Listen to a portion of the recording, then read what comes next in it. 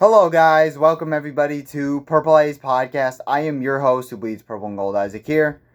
So, the preseason has finally is now come to an end, and the Vikings were undefeated in their preseason finale against the Philadelphia Eagles at the Link. The final score is 26-3. So, obviously, you can't complain much when the Vikings are undefeated in the preseason, really. Not really. There were just so many good performances, just all around. Speaking of good performances, we'll talk about the Eagles game. And let's see, there were plenty of good things that happened. Jaren Hall, my boy, Jaren Hall, he was 17 for 25, 189 yards, 2 touchdowns.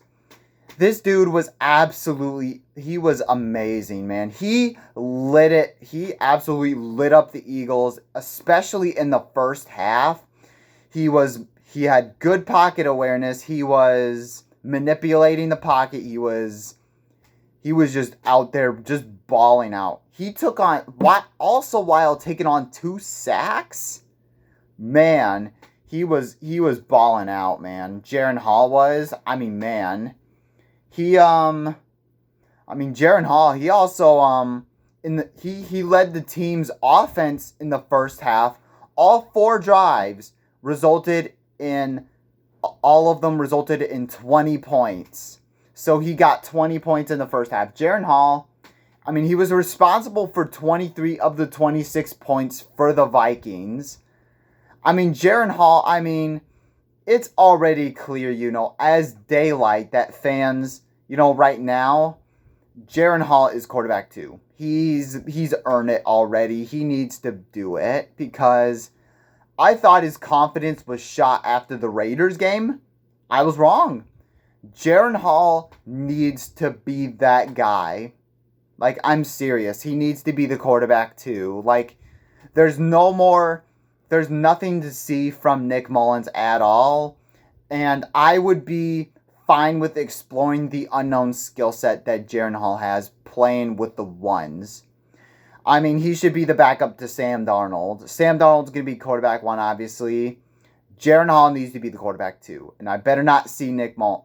But would I be surprised if Nick Mullins was quarterback 2? Not really. It's not really. So Myles Gaskin, good run game by him. He was absolutely strong in the running game, especially in the first half. 13 carries for 61 yards. He was responsible for half the rushing yards the Vikings had, but again, it was absolutely great to see him. Myles Gaskin, Dwayne McBride.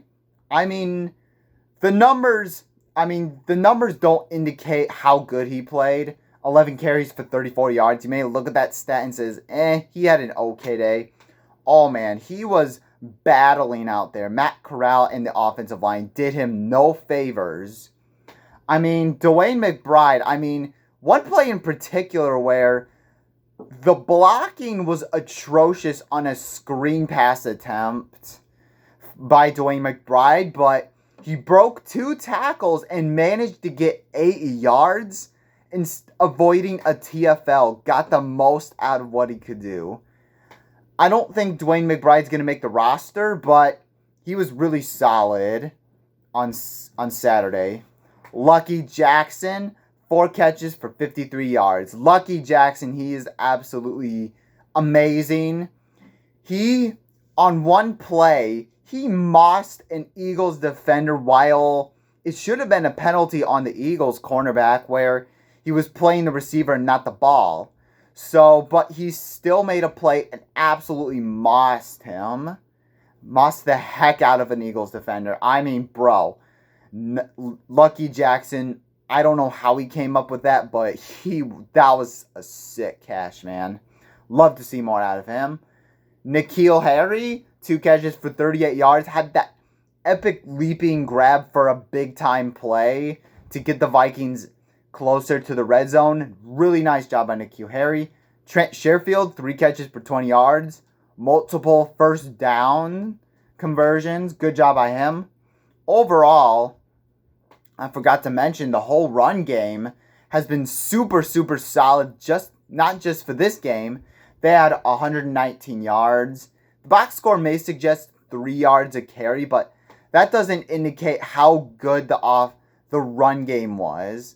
And not just, but for the whole entire preseason, the run game has been super strong and stout. But with Aaron Jones and Ty Chandler with the starting offensive line, man, we are going to have a very good run game. Switching to the defense, Andre Carter II, he came to play. He absolutely was all over the place. 4 tackles.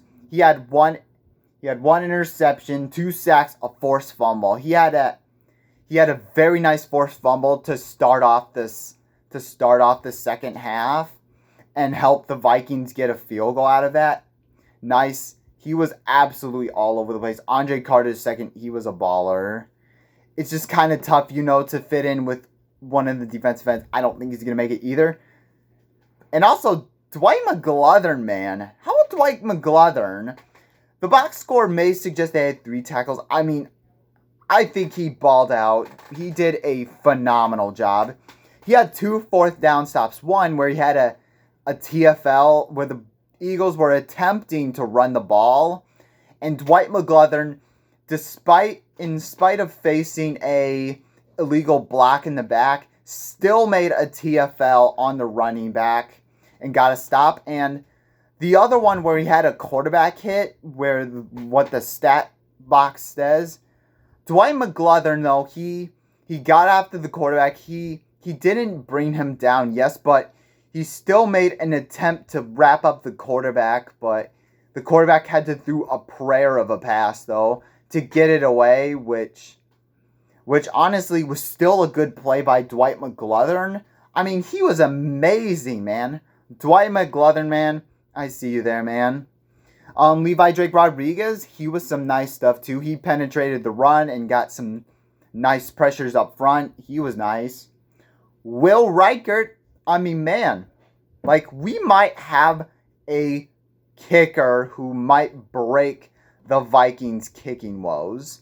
Like the Blair Walsh, whether it was Gary Anderson, whether it was Daniel Carlson, whether it was Greg Joseph. I feel like Will Reichert might be that guy to break all the kicking woes. He was 4 for 4 on field goals, 2 for 2 on extra points. And at the end of the last drive that he had was a 57-yard field goal. Wow.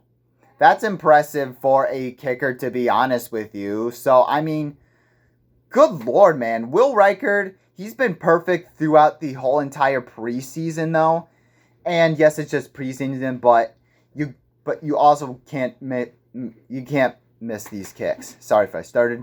But Will Reichert, he was perfect. The only miss that I can think of by Will Reichert is the blocked field goal against the Raiders game, if I'm correct. But that was a poor execution on the offense, on the special teams coverage. But man, Will Reichert, we might have ourselves a kicker. I mean, it's hard to say, but man, Will Reichert, he is making himself a name. Now we got to some of the bad. I mean, we got Matt Corral, who was 4 for 6, 13 yards.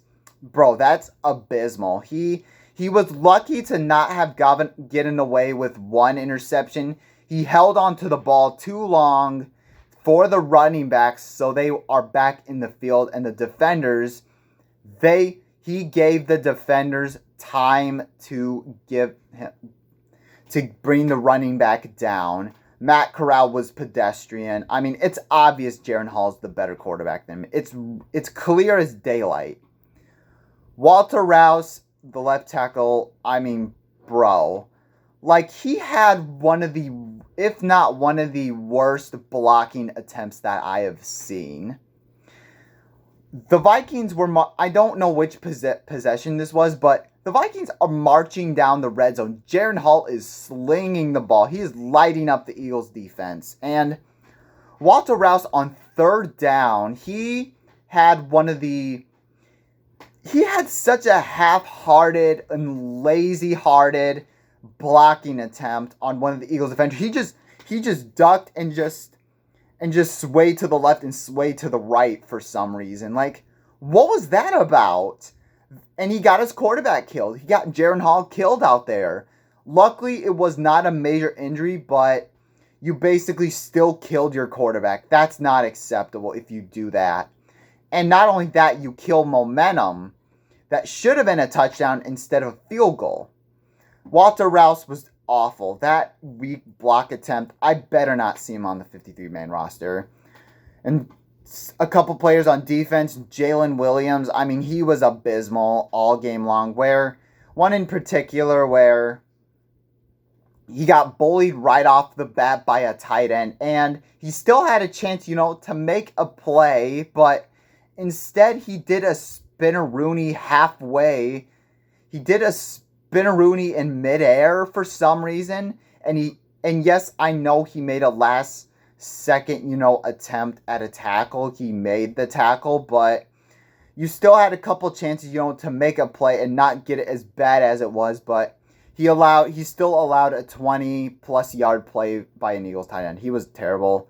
Lewis Cine, no standouts, really. He was invisible most of the game. He barely made any plays, really. So I was really disappointed in Lewis Cine. I said you needed to make more plays.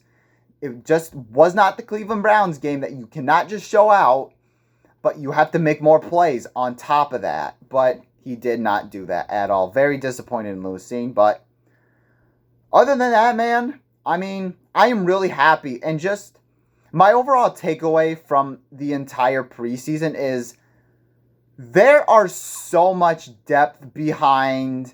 There's so much depth in positions where I never noticed. Like I mean, I already knew some depth pieces, but now, again, in the preseason, it's revealed more than that, man. It's revealed a lot. So, I mean, and this goes back to Kwesi Adolfo-Mensah and the team that he built. Go ahead and extend them by all means necessary. Extend this GM now. He's earned it, man. So, I mean, I'm absolutely excited. I mean, it's no longer that I have to worry about injuries at all. I don't have to worry about basically the next man. It's like, oh man, he's not going to do so good. I feel like he can contribute. They can contribute and make plays. So that's my thing, though. In the Vikings preseason, this is absolutely a nuts. I did not come up with the stat at all, but just one of the commenters on the Vikings channel said the Vikings outscored opponents on all three preseasons 77-38. Wow. That shows you how good the players are playing out there and how badly they want to be in that 53-man set, and I love it. So, the regular season's coming to a start. First, we got to do the 53-man roster, which is going to be revealed Tuesday, but I'll do a podcast Wednesday for my reaction to the 53-man roster. Thank you guys so much for watching. Make sure you guys hit that like button. Hit that subscribe button if you haven't already. Skull.